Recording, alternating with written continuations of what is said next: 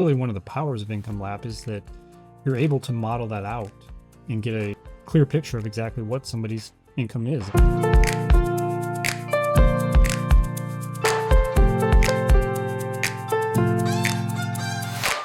Welcome, everybody, to today's Land and Everything Else podcast. I'm Dr. Craig Lemoyne. I am joined by some academic royalty in the financial planning retirement space, certainly today.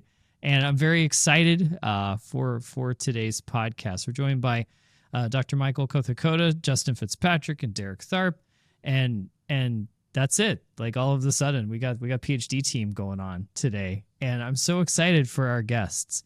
Our theme today of the podcast is we're going to be looking at retirement and portfolio allocation through the lens of tools. And one of the tools that I personally enjoy is called Income Lab. And so we've got a team from Income Lab we're going to be talking with today around those tools. And so I'd like to start with just some introductions. Derek, you're first on my list. If you could share a little bit more about who you are, and then we'll move through. Sure. Yeah, I'm an associate professor of finance at the University of Southern Maine. We have a CFP program there. I also have a small financial advisory firm where I work with clients, and I'm on the advisory board for Income Lab. Wonderful, Derek. Well, it's good to talk with you. I think we've known each other online for a while, but It's good to thank you for joining me. Justin. Yeah, Justin Fitzpatrick. I am one of the co-founders of Income Lab. I was an academic at one point in my life, so I know that world a little bit, but now full-time software development. But I also do some research and publishing in retirement planning, and that's definitely a passion of mine, as I'm sure we'll get to. Wonderful. Michael, a little bit about you. Yeah, I'm Mike Kothakota. I've been a financial planner for about 20 years. So I have a practice. I teach in the wealth management program at Columbia. And then I was the head of research for the CFP board for a little while. And now I'm an advisor for Income Lab. Well, it's fantastic to meet and be with all of y'all today. And I'd like to start our conversation talking a little bit about the retirement planning space and traditionally how we look at generating cash flow for clients. So I guess the first end of it is if we're looking at average Americans, we've got a fair amount of home equity, we've got a retirement plan. You know, what do we look at when it's time to sit down and model and we look at Income Lab? What kind of conversations can we have in retirement with a traditional investor? And then from there, we're going to kind of add on some elements to that model. Income Lab does a few things to kind of shift the conversation more toward what this, hypothetical investor probably is comfortable talking about, the sorts of like the language that they would normally use. So I like to think of it as the less change from the way you think about your financial life while you're working or while you're, living on your earnings, the better. So, when your working years, just spend less than you make and you're good, as my grandma would say, right? The problem is once you retire or you're living at least partially on your savings or other things, it's not so clear what you quote unquote make. And so we really try to have the conversation still be about, well, what can I afford to spend? Again, in your working years, it's pretty easy. You can afford to spend less than you make, hopefully, or at least at most what you make.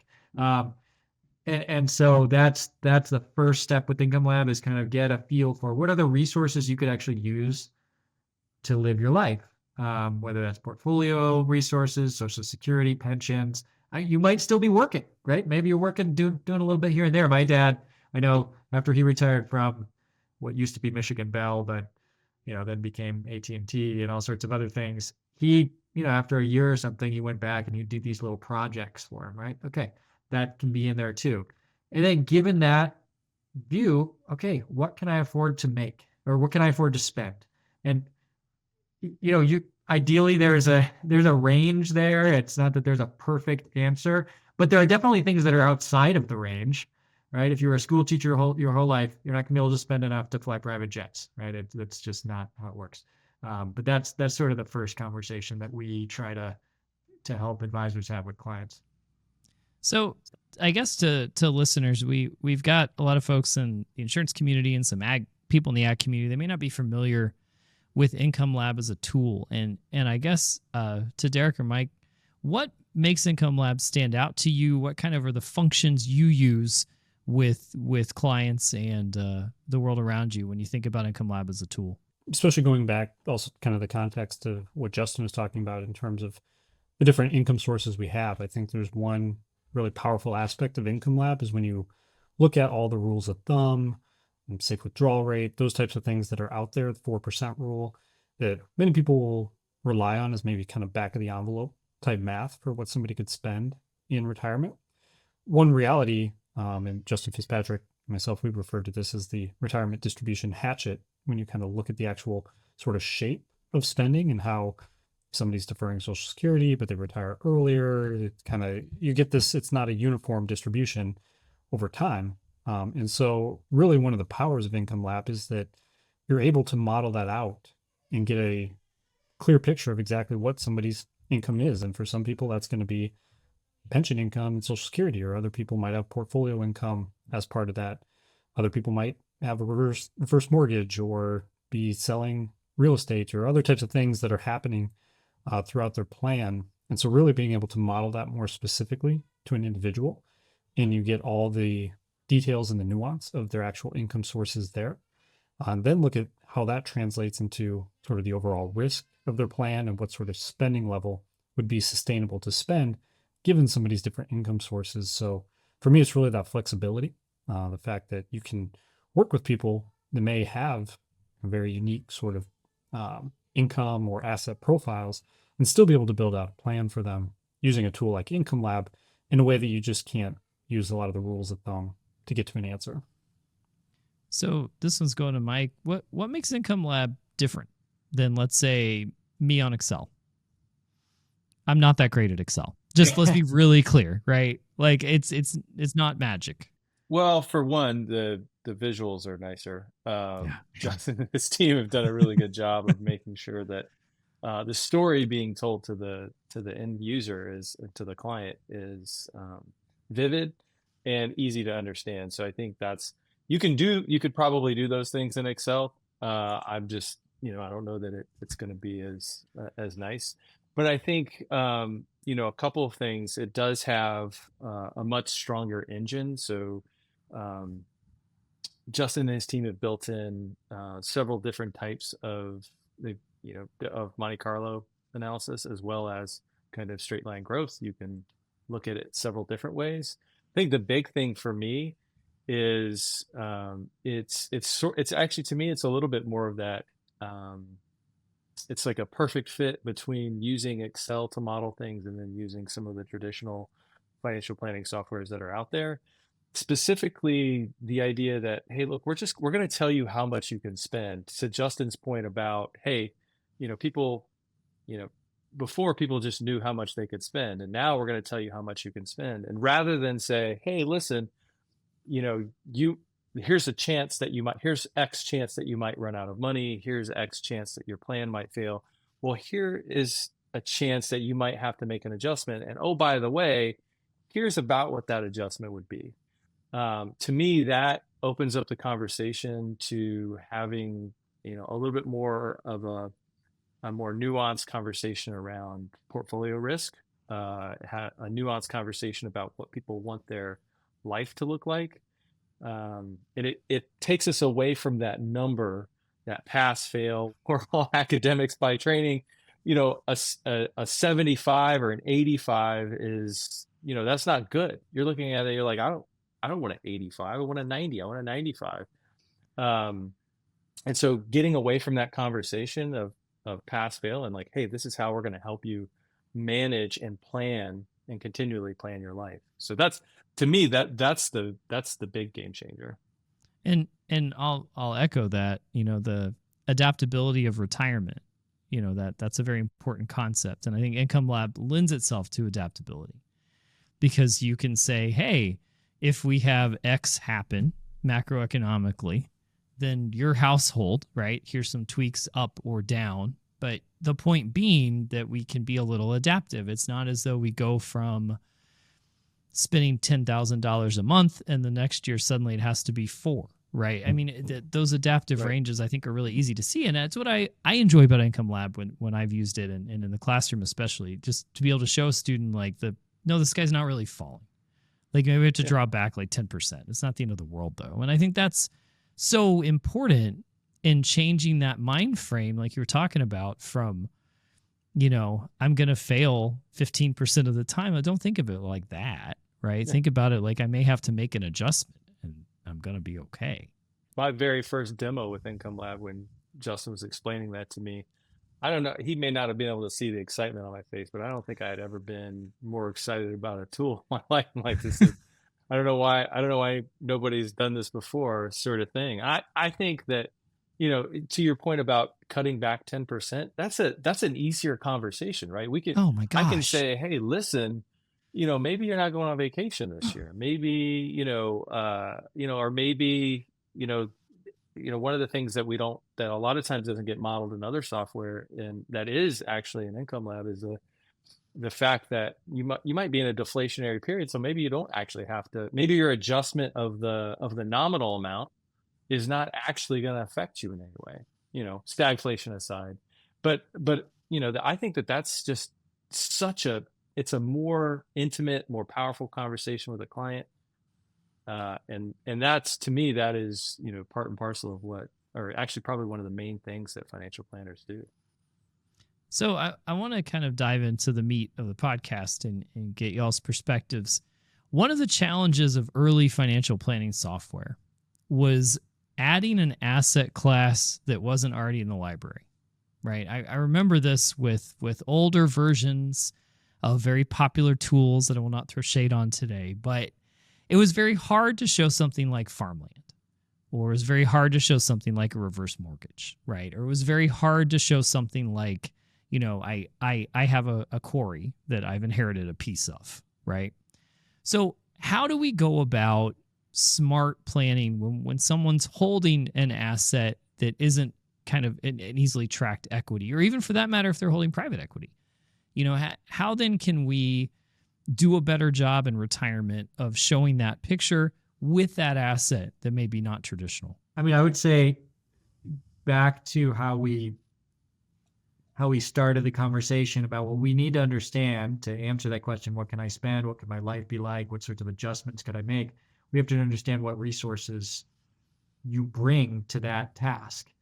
And so, and it's all, even it's in the name Income Lab, it's all through the lens of income. Like what's the cash flow that could be coming to me? So if it were farmland that I'm leasing or something, what really matters most is those cash flows, right? It was nice to see something on your balance sheet, I suppose, right?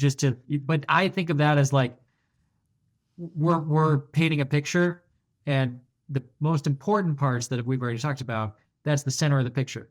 You want to get, the asset value of your farmland 20 years from now. Okay, that's sort of the edge of the picture. All right, we'll color in that at some point. But I need to know, are you getting lease payments?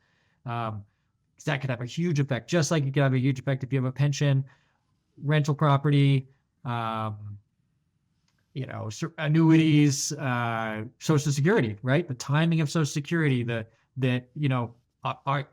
those going to be fully adjusted for inflation? Will they be nominal? Will they have their own special, cost of living adjustments applied? All of that matters a lot and can change how much somebody could spend today and what their long-term experience could end up looking like.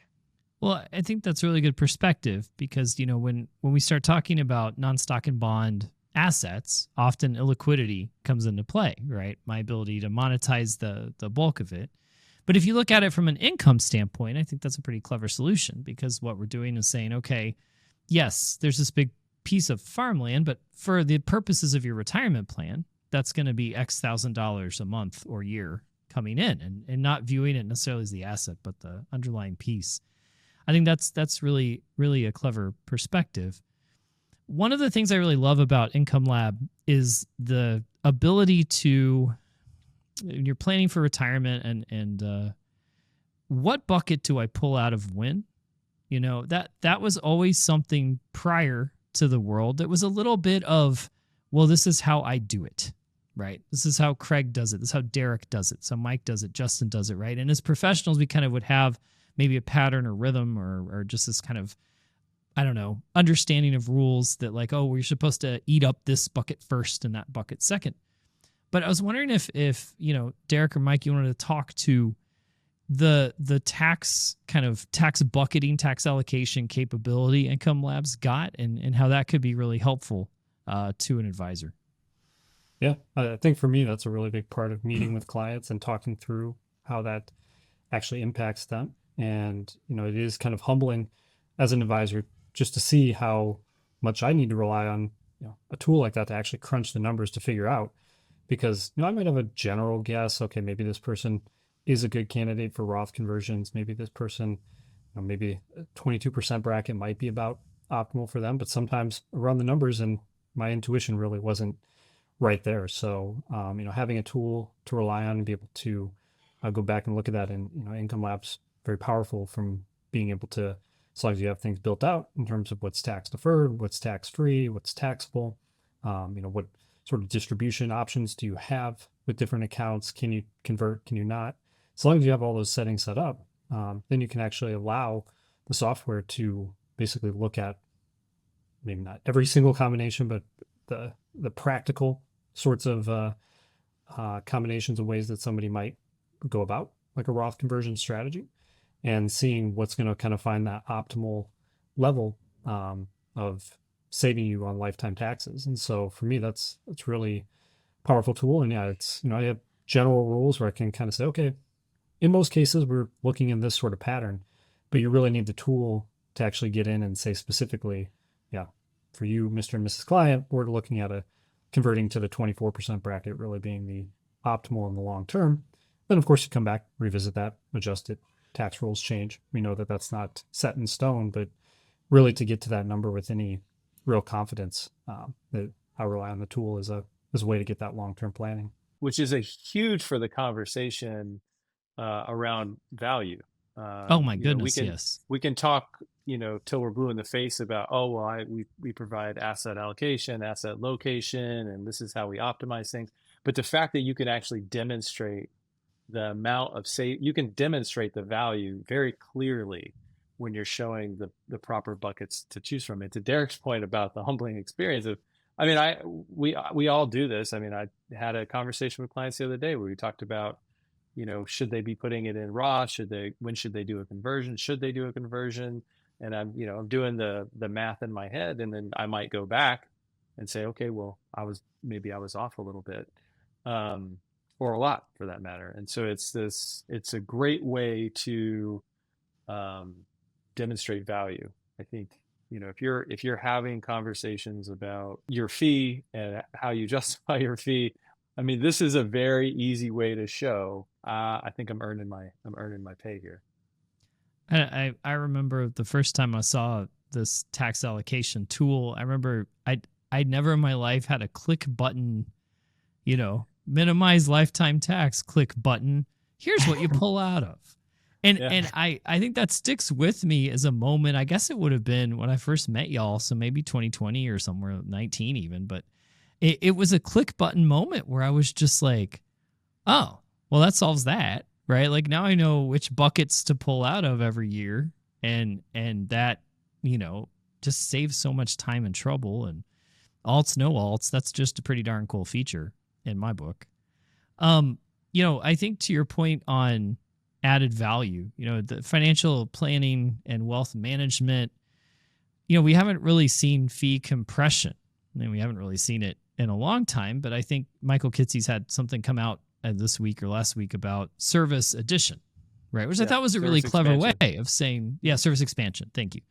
And the idea there being, of course, that 1% AUM fees and then of course tapering off as you manage more, generally or haven't really moved, but what somebody gets for that 1% seems to be broader. And I think tools like this are one of those reasons. But do we think just, from that end, when we talk about that alpha equation, what else is Income Lab Pack that helps add to that value and helps add to better understanding retirement? So we talked about tax allocation, maybe some cash flow, but what else, Justin, do you guys have in there that really adds some spark? I actually think retirement management, like giving people ongoing retirement advice, is a thing that has not been commoditized. I'm not even really sure it can quite be commoditized, not at least the way that,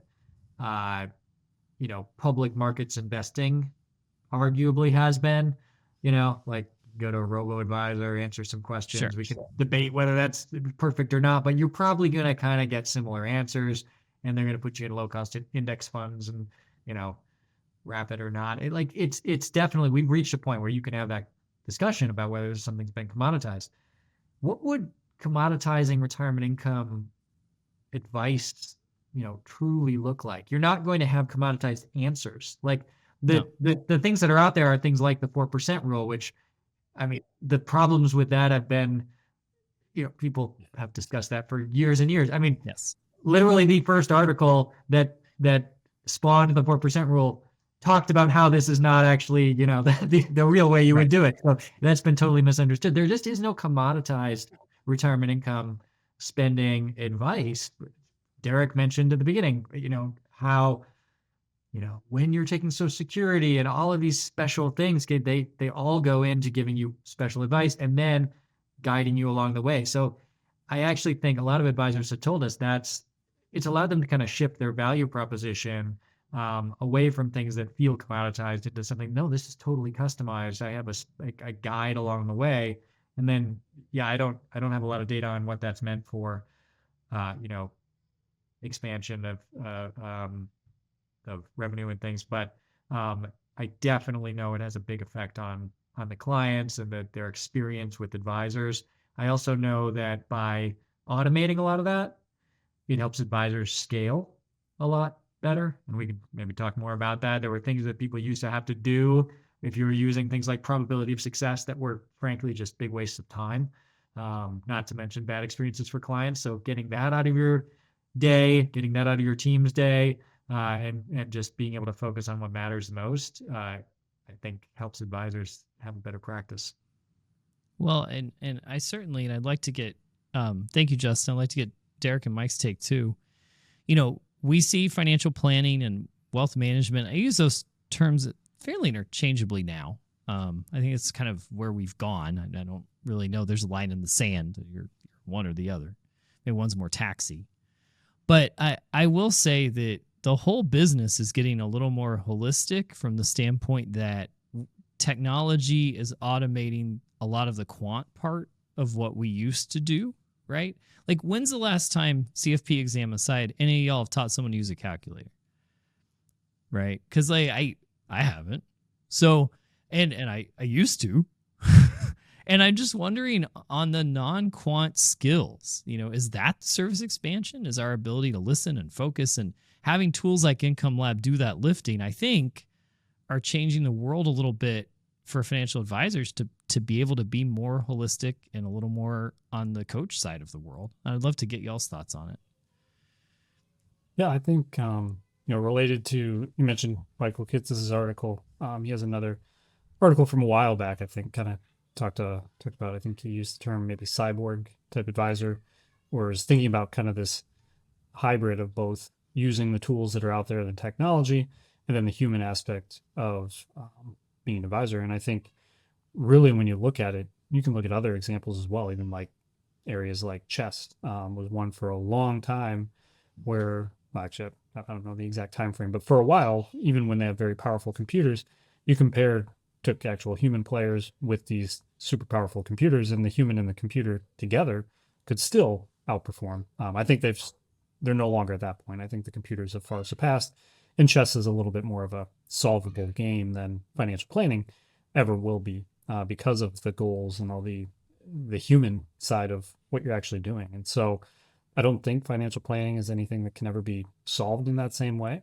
But that means that the tools that we use will, I think, in some ways kind of reshape how maybe service teams are structured and what people do on the team. I think if it's a student, thinking about where they can invest in their skill set, I think probably 20 years ago, investing in being really proficient with Excel or other types of more quantitative type tools probably did a little bit more for you Sure. in a typical advisory firm than it does today. I think a tool like Income Lab, you don't need to be a mathematician to use Income Lab, right? It's not it's designed to do a lot of that heavy lifting for the advisor. So I think the advisors that really say, okay, how do I repurpose my time? How do I go have those conversations? For me, one of the big conversations that uh, it hasn't even been there the entire history of Income Lab, but now that the stress test capabilities there to actually go through and say, okay, let's say you use this guardrails type of strategy, what would that have actually looked like historically, going through different times in the market, going through stagflation, going through the dot-com bubble, the Great Depression, right? All these different times, what would that have looked like? And actually quantify that and have that conversation with a client to figure out whether they're on the right risk level in terms of their guardrail settings. That's something that quantitatively, you would have spent 5 years ago, 10 years ago, you would have spent so much time just trying to build something to even answer that question. And now advisors have that basically at their fingertips if they've built out a plan and Income Lab. And instead of spending all that time trying to develop the quantitative side of that, we can take the results and we can have a meaningful conversation framed around, is a 10% adjustment going through some of the worst markets in history something you could tolerate, or do you want to start out spending a little bit less and reduce that risk? So for me, that's a big part of just kind of the way the tools combined with the human side of it gives you an even more powerful result. I love that, and the chess analogy too. Mike, what do you think the world's heading? And as tech gets a little easier, or at least quant gets a little easier. Well, I think, so I do actually teach the calculator every year. Oh man. Although I am coming around to just because you can even have Excel on your phone now. So I Yeah. am I'm kind of coming around to it. But what I would say from my perspective, the technology is really, and this took me a while to embrace. I think a lot of folks get into the industry, especially when I got in. It's like you're a quant person and you're the numbers guy and you're the finance Sure. guy. And as you've been in the business long enough, you realize that that's not really what people need. And one of the things that what Justin was talking about, I thought was really um, compelling, is the fact that this is an ongoing thing. We make adjustments through our lives always, whether we're in retirement or whether we're saving, because we have plans that sometimes they go like they're supposed to, sometimes they don't. And then the same thing happens in retirement. And then there are chaotic events. You have a situation, you have a COVID, or you have, China invades Taiwan. What's that going to do? And we have to make these adjustments ongoing. And so having like a plan that you put together with some, numbers it's less effective, as soon as you've actually completed it. And so this Yeah. ongoing Yeah. nature um, of having those things updated constantly allows us to engage more with clients, because they want to know what's going to happen. And if you can provide that, you can reduce anxiety. Likely, I mean, I haven't tested this, but you could probably reduce some anxiety. I think that the industry itself is only going to get better at a lot of these things. I mean, some of the things we've been talking about at Income Lab are um, it's taking it to the next level. It's not just resting on what's been built. It's, well, what else can we do to free up financial planners to have these in-depth Brendan Fraser, Megan Lertz type Sure. conversations with people. And so I think that's kind of where we're going. And I think that we're going to run into a situation where um, it allows us to be even more on point. So like, well, what if this happens? What if that happens? And instantly be able to make an adjustment and talk through it with the client, and they can make a decision that's going to be um, as helpful as it can be at that point in time. I love those answers because the world is, shifting. Quant enables us to do some amazing things, right? Point in time conversations, like you were saying, modeling more big, broader, holistic convos about life, but also with that quantitative background that we can say, 10% spending adjustments are really, what we need to talk about today, not some dramatic adventure. And I think it also talks clients off cliffs a little easier too, compared to maybe what it used to be where the market would drop, someone would panic, call, sell everything. Hopefully tools like this keep them invested and moving. But I want to thank all of you guys for joining us today on Land and Everything Else. This was such a fun conversation. It flew by. And I want to thank all three of you for spending your time with me this afternoon. So thank y'all. Thank you, Craig. Thanks. Thank you. Thanks, Fred. Thank you.